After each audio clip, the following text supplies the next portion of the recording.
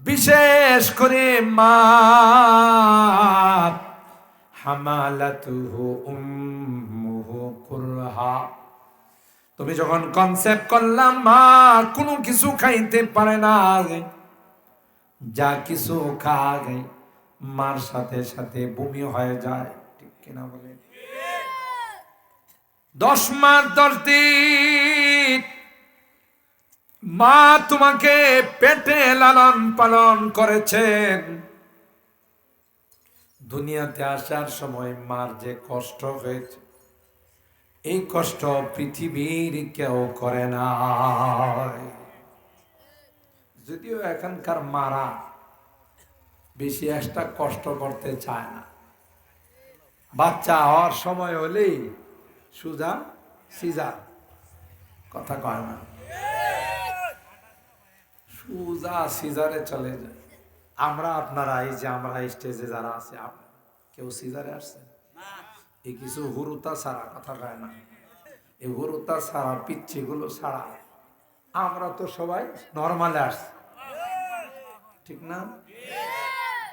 তাইলে যে আল্লাহ আমাদের দুনিয়াতে পাঠাইছেন, নির্বাচনের পরে ওই আল্লাহ পরিবর্তন হয়ে গেছে, কথা কয় না?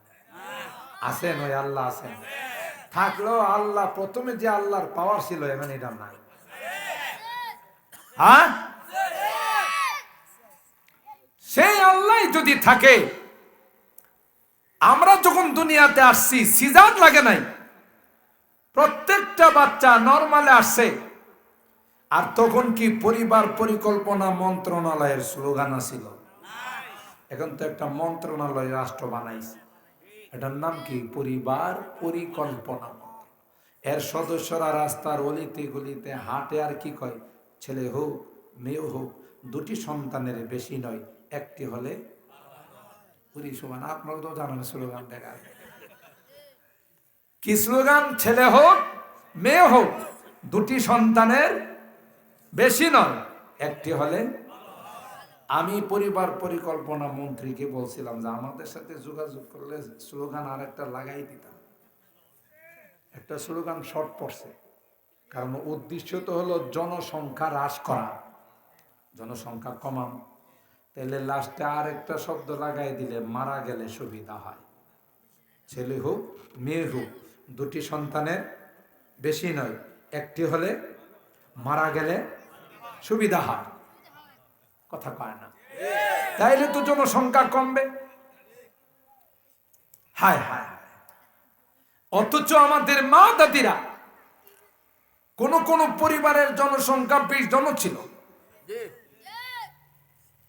একজন আর একজন যদি জিজ্ঞাসা করছে, দোস্ত তোমার আল্লাহর মাল কয়জন, তাই না?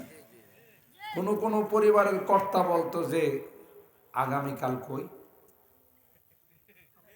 তোমার আল্লাহর মাল কয়জন আগামীকাল বলবা, মানে কই যে পুরো সংখ্যাটা আমার জানা নাই, ম্যাডামের সাথে পরামর্শ করে বল, কথা কয় না? 20 জন 30 জন এমনও পরিবারে হয়েছে, ঠিক কিনা বলেন? তাই বলি কি আমাদের মা দাদিরা একজনের পরে কি বেড রেস্টে চলে গেছে, বিছনায় পড়ে গেছে, বাচ্চা হওয়ার পরের দিন থেকে কামকাজ শুরু করছে, কেন? নরমালে বাচ্চা হয়েছে। আর এখন একজন হলেই দাদি হয়ে যায়, কথা কয় না? রুগী হয়ে যা, কামকাজ ভারী জিনিস ওজন করতে পারে না, কোন ডাক্তারের নিষেধ, আমি সিজারের রুগী, কথা কয় না? অবশ্যই মহিলারা হয়তো একটু রাগ করতেছে, এমন আছে কালকে মিছিল বাইর করতে পারে যে এই মৌলভী যেন এই এলাকাতে আর জীবনে আসতে, কথা কয় না? বুঝার জন্য বলছি মা, আপনি আপনার কদর বুঝেন নাই, আপনার দাম আপনি বুঝেন নাই। একজন মা যদি নেককার হয়ে যায়, একজন মা যদি দিনদার হয়ে যায়, গোটা পরিবারটা দিনদার হয়ে যায়, ঠিক কিনা বলেন?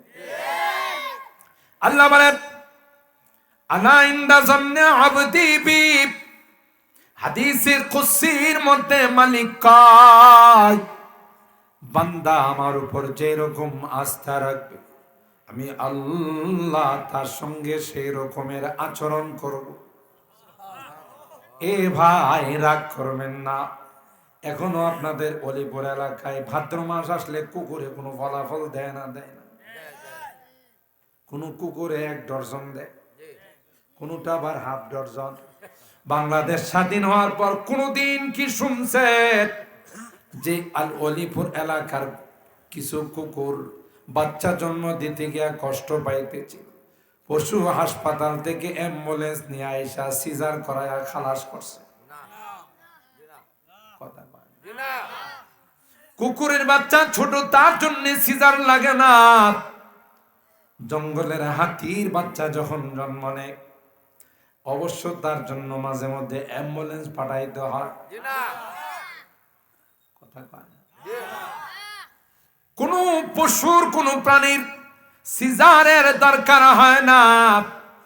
আশরাফুল মাখলুকাত, সৃষ্টির সারা জাতি মানব জাতির জন্য কেন সিজার লাগবে গো? আল্লাহ কি শুধু তাদের জন্য, আমাদের জন্য নাই? অথচ সূরা আবাসার মধ্যে আল্লাহ বলেন সুম্মাস-সাবিলা ইয়াসসারা সুম্মা আমাতাহু ফাআকবারা সুম্মা ইযা শাআ আনশারা।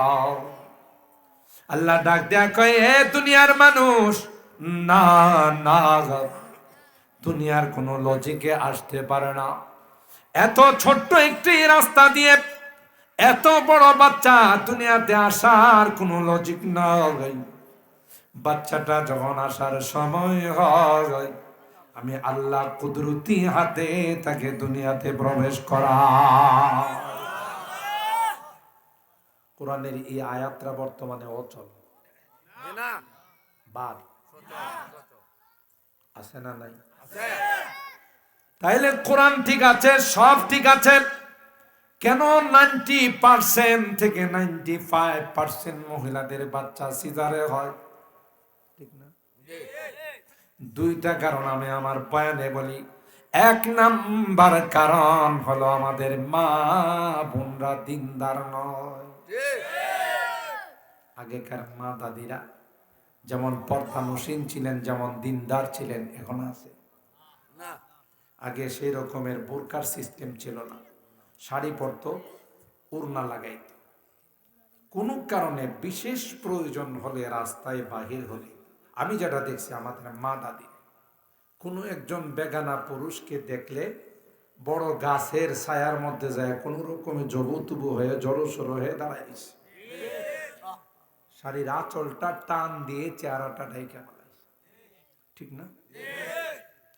যতক্ষণ পর্যন্ত বেগানা পুরুষ এই রাস্তা অতিক্রম করে নাই ততক্ষণ গাছের ছায়ার থেকে বের হয়।